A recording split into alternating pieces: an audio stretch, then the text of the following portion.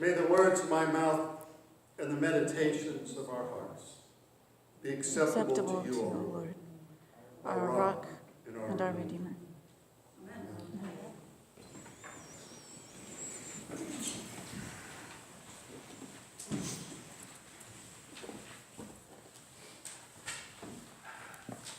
So, how do you react when someone does well and you don't? Especially if you find out that they cheated. How do you react when someone doesn't like you? How do you react when someone verbally abuses you? How do you react when someone physically hurts you? How do you react when someone steals from you?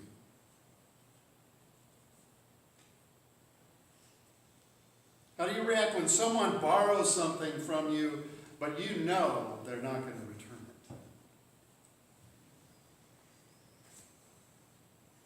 it? In our gospel lesson this morning, Jesus talks about how to respond to people who act these ways. He says, do good to those who don't like you. Speak blessings to those who verbally abuse you.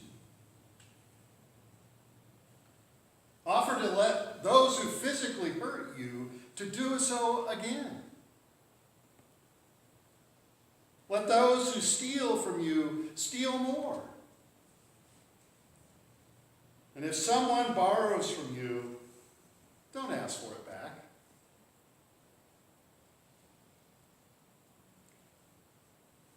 Now, we might hear this right now and nod our heads and agree that there's something about these are wonderful ideas for life. But when we get back to our regular lives, maybe no further than coffee hour, or maybe only as far as the narthex outside the door here, we revert to a different reaction. You see, we're part of a society that holds up the ideas of just and fair treatment. If someone treats us badly, we have the right to seek redress. We can take them to court and sue their socks off of them. We can accuse them of crimes and hope for a conviction. Or we can just cut them off and have nothing further to do with them.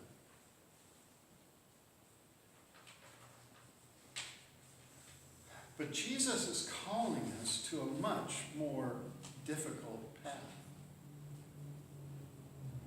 He calls us to go beyond loving our neighbors as ourselves, which is incredibly basic. And we can think about loving our neighbors at least, especially if we get to choose who our neighbors are. But he calls upon us to love our enemies. Love your enemies. Do good. And lend expecting nothing in return. Be merciful. Do not judge. Do not condemn. Forgive.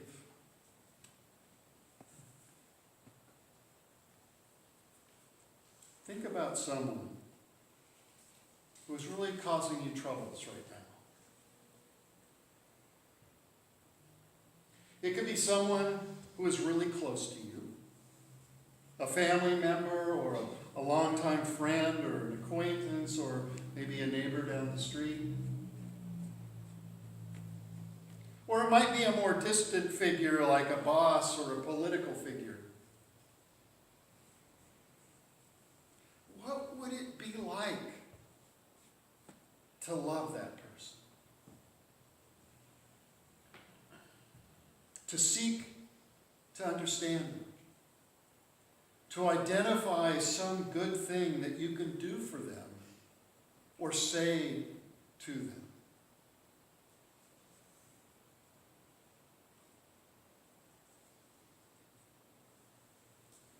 Is it easy to think up something good to do? Is it easy to even begin to consider how to love them? My guess is there's a lot more resistance to that. Maybe it's just frustrating because we tie doing good for someone to it actually making a difference. That maybe they'll get better if we treat them well. Or that we'll get something out of it. That there'll be something to show for the effort.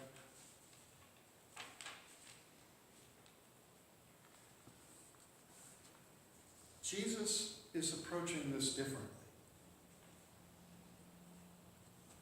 He's presenting us with a different way of thinking about how we treat each other. It's not transaction. It's not, if I do good to someone, they should do good to me.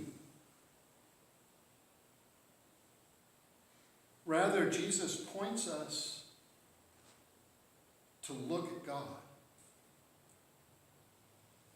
Because he says, be merciful, just as your Father is merciful. Be merciful as God has been merciful to you. Do not judge, just as God has not judged you. Do not condemn, because God has not condemned you. Forgive, as God has forgiven you. You see, the way of love that Jesus teaches is not tit for tat. It's not a give and receive from each other. Rather, it is, as God has given to you, pass it along.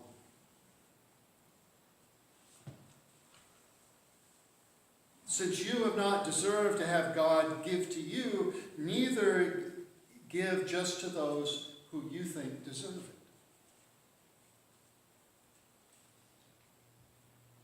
Love others because God has loved you. And one of the things Jesus tells us here is that we are to be known as the children of God. We are to bear the family resemblance of the God who loves everyone.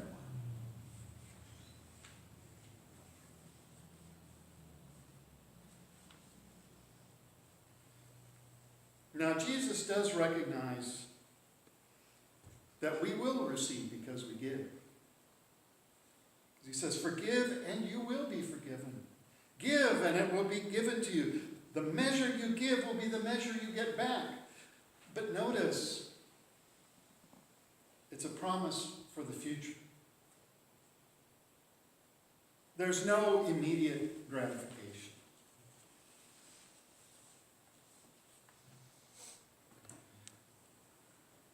Our psalm echoes the same idea.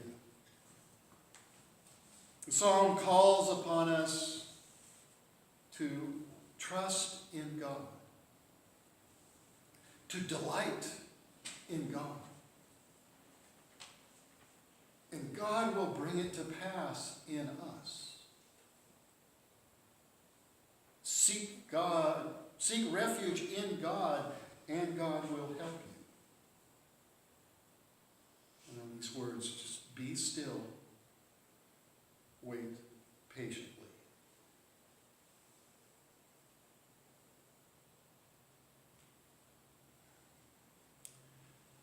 This is a hard teaching. And if we think we're going to do it on our own, forget it. think we're going to do it for payback, forget it. What Jesus is telling us is that we have to keep our eyes focused on God and what God has done for us.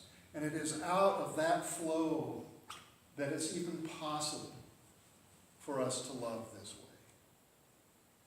We don't have it in us without God. And so keep your focus on God. And let God do a work in you of love, even for your enemies. I want us to end by turning your attention back to the psalm. So if you take it out, the psalm to me is a nice way of hearing this. But I want us to do it in a particular way. I want us to read it together, but slowly. We'll read a verse at a time and then have a pause to let it kind of sink in a little bit. So just follow with me as we read this together.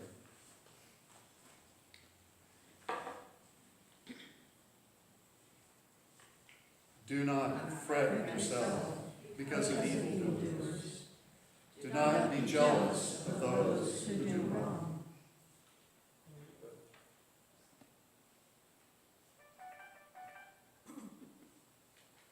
For they shall soon wither like the grass, and like the green grass fade away.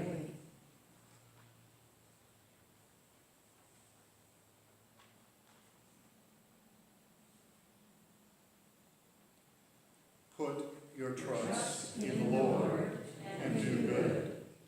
Dwell in the land and feed on its riches.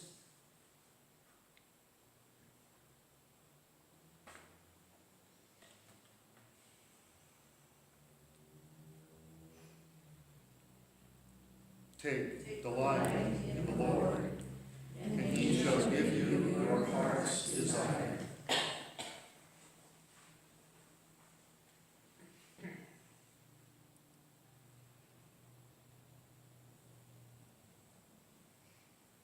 Commit your way to the Lord, and put your trust in him, and he will bring it to pass.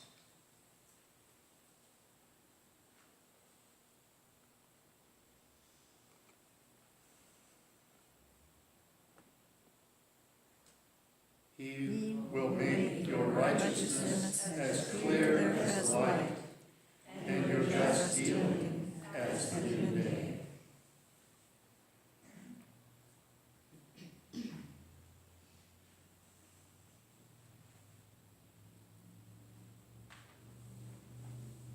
Be still before the Lord, and wait patiently for him.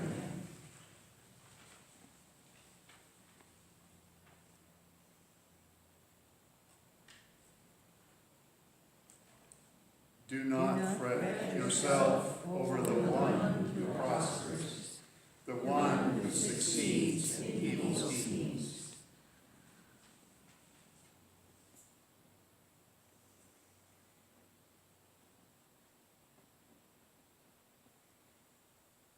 Refrain from anger. Leave rage alone. Do not fret yourselves.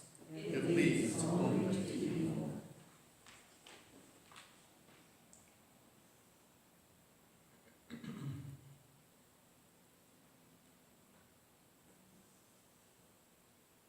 For evildoers shall be cut off, but those who wait upon the Lord shall possess the land.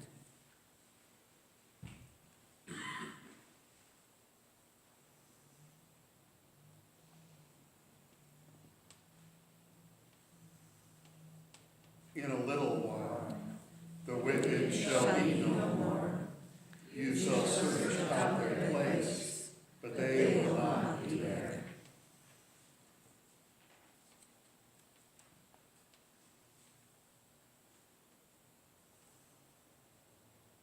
But the lowly shall possess the land. They will delight in abundance of peace.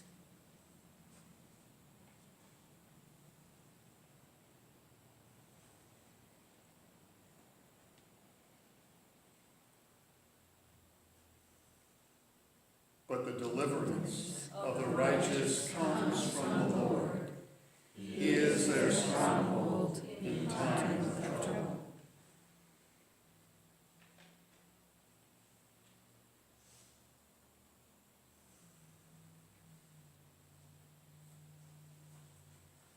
The Lord will help